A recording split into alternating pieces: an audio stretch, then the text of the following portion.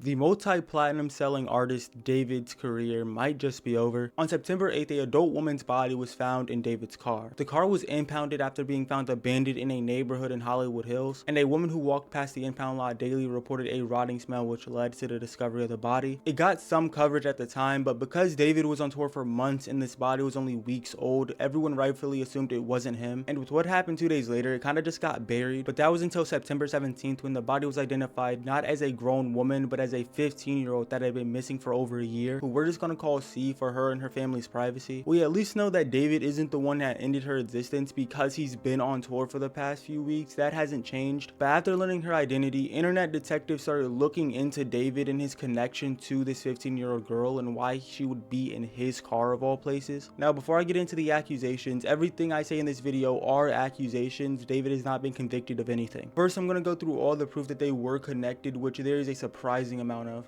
D4vd and the victim have matching tattoos on their right index fingers. There's a photo from 2023 from D4vd's Discord that people assume is her. There's also a couple screenshots from 2023-2024 of people referring to as D4vd's girlfriend or ex-girlfriend. There are pictures of her and D4vd together, but I don't really know when these pictures were taken. Some people are saying 2023, others are saying 2024. There's also a lot of screenshots and pictures of them on the phone together, taken by C herself or friends that were on the phone with D4vd and C while they were together. D4vd also released Romantic Homicide on her birthday and has an unreleased song with the title being her name. All of a sudden, shit like this goes from being part of a music video to looking like an Easter egg. We couldn't even catch Melly doing some stupid shit like this, bro. Like, lock this nigga up. Speaking of locked up, on the more official side of things, we know that the LAPD raided a house that was being rented by D4vd's manager on September 17th. We also know that they left with bags of evidence, even though we don't know what evidence they actually got. But as of now, September 18th, D4vd is not listed as a suspect. But why was D4vd even with this 15-year-old in the first place? Nay,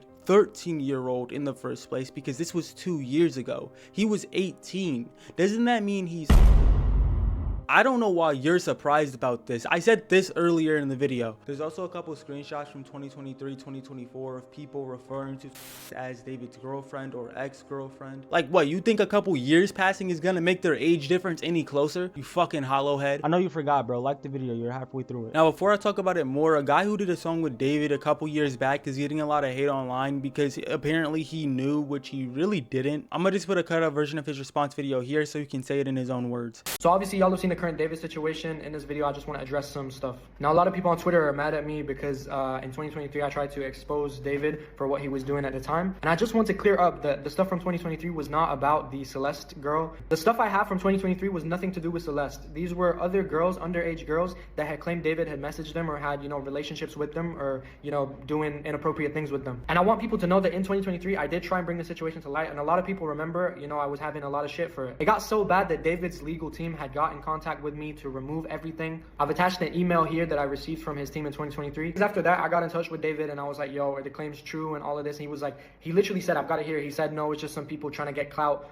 You know, there's no evidence and stuff. After that, everything was shut down. Everything, you know, no one else came out after that. So from my point of view, you guys need to understand that it did look like they were just claims. So that's it. And you guys need to understand that I felt terrible. I felt like I was gonna ruin his career out. You know, I felt like I was spreading misinformation for him. I felt disgusting, bro. I was like, I gave him claims that weren't true because from what it looked like to me, they weren't true. You know, they were cleared and everything. No one else came out after that. But then obviously now it's a different story. That's why I was promoting the songs in 2024, 2025. And also, I just want to add that I live in Egypt. I don't live in the US. I can't go to NYPD. I can't go to LAPD. I can't get in touch with the FBI. The stuff that I had was just Discord messages. You know, I didn't have any solid evidence that he did it. But now obviously looking at it, it makes sense. So I just wanted to clear it up because a lot of people think I'm doing it for clout and I'm doing it for this and I'm doing it for that. I'm just doing it because I felt the time was right. Now, there's only really 3 big pieces of evidence that says he's a PDF file, and one of them is on screen now. This guy is a PDF from what I've heard. My sister, who is now in 9th grade, told me that he was dating an 8th grader, let's just call her C, which is most likely the same girl we've been talking about in this video. And she would go on trips with him to LA. They're all in 9th grade now, and it turns out C's friends knew and he would pay them to keep their mouth shut. C's been missing for over a month now and no one knows her whereabouts. Definitely something strange going on. There's also this post that was made by someone who knows one of C's friends after this post was posted. He told me he gave someone in Elsinore money because he was with a minor at the time. He showed me a picture too. I don't even know if I believed it at the time, but now I'm tweaking. After people called him a liar, he posted this picture, and that's fucking David. That is definitely David. And now those same kids are posting this picture around everywhere as well. Nah, but we ain't done. Apparently he sent her $9,000, which is a grooming tactic that groomers use, giving gifts and shit. And there's these text messages that I'm not even gonna read out loud or I'm gonna throw the fuck up. Like, there's no fucking way, bro. But we still ain't done, because there's another Reddit post saying this guy's a weirdo. A close friend's little sister from the IE ran away last year, and this is who she was with. We think that her sister was pimping her out. She was in 7th grade at the time. LAPD swept his place in the hills. I'm terrified that two was in that car. Nobody's heard from her in months.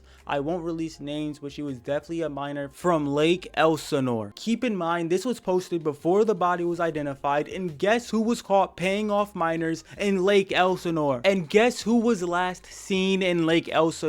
But still, I'm not gonna straight up call him a PDF, and you shouldn't go harassing David just yet about being one. I don't want another Quiet or Executioner situation on the internet's hands. It looked very, very bad, yes, but Quiet and Executioner situations also looked very bad for them, and they were both completely innocent. So I feel like we should at least wait for a response or wait for more information to come out so we can guarantee and nail this nigga to the wall.